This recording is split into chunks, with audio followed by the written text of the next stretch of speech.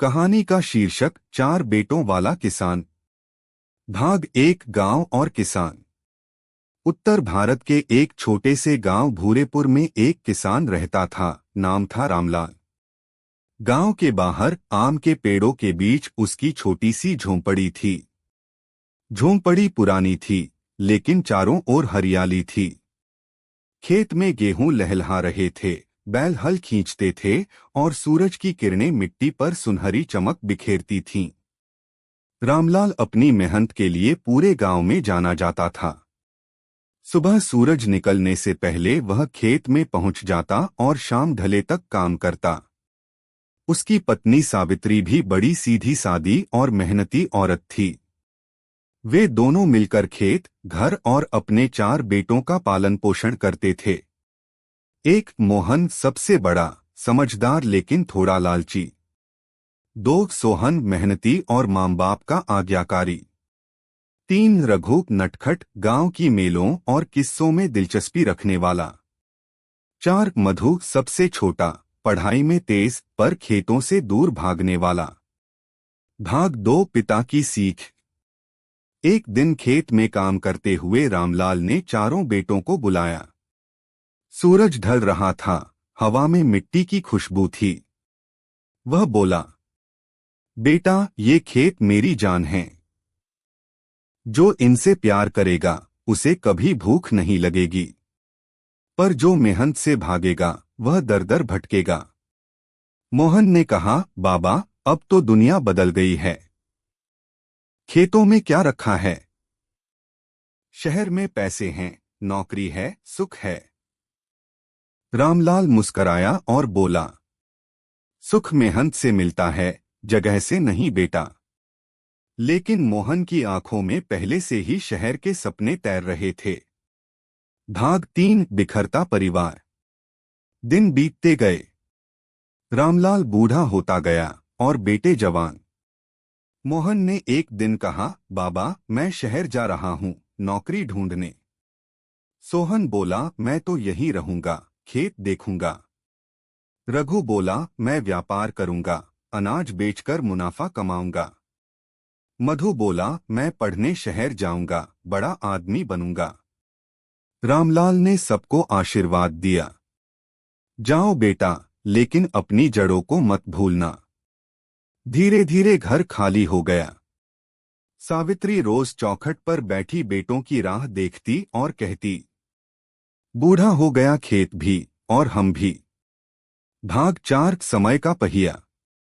3 साल गुजर गए। मोहन अब शहर में किराए के कमरे में रहता था, पर नौकरी छोटी थी। रघु के व्यापार में घाटा हुआ और उसने कर्ज ले लिया। मधु पढ़ाई में तो अच्छा था, पर शहर की चकाचौंध में वह बदल गया।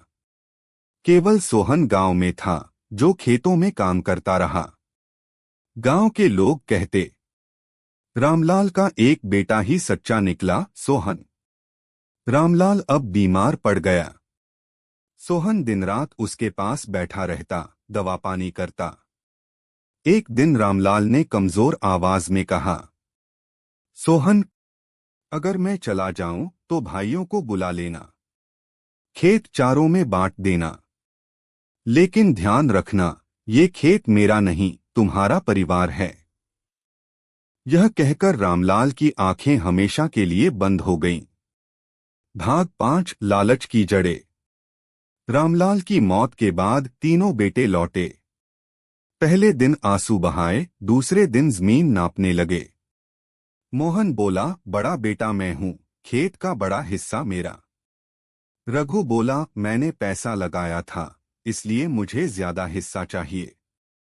मधु बोला, मैं पढ़ा लिखा हूं, तो मेरा अधिकार ज्यादा। सोहन चुप था।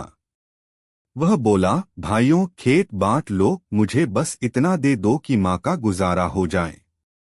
पर तीनों ने चालाकी से कागज बनवाया और बड़े हिस्से पर कब्जा कर लिया।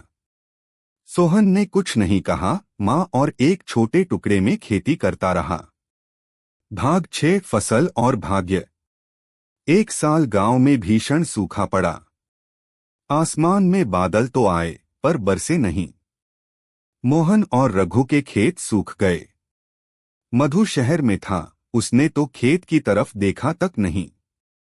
केवल सोहन का खेत हरा था, क्योंकि उसने नहर से पानी खींचकर मेहनत की थी। गांव के लोग आश्चर्य में पड़ गए। एक दिन मोहन, रघु और मधु सब उसके पास आए। मोहन बोला, भाई, हमें भी पानी दे दे, नहीं तो हमारी फसल खत्म हो जाएगी। सोहन ने मुस्कराते हुए कहा, भाई, ये खेत तो पिता का है, मैं कैसे इनसे किसी को दूर रख सकता हूं? आओ सब मिलकर काम करें। तीनों भाइयों की आंखें भर आईं। उन्होंने पहली बार समझा कि असली धन जमीन नहीं, संबंध और एकता होती है। भाग 7, फिर वही खेत। अब चारों भाई फिर साथ रहते थे। सुबह सब खेत में जाते, माँ सावित्री रोटियां सेंकती और कहती, तुम्हारे पिता जहां भी होंगे खुश होंगे आज। धीरे धीरे खेत फिर लहलहा उठे। गांव में फिर से वही खुशहाली लौट आई जो कभी रामलाल के समय थी। भाग 8, कहानी का संदेश।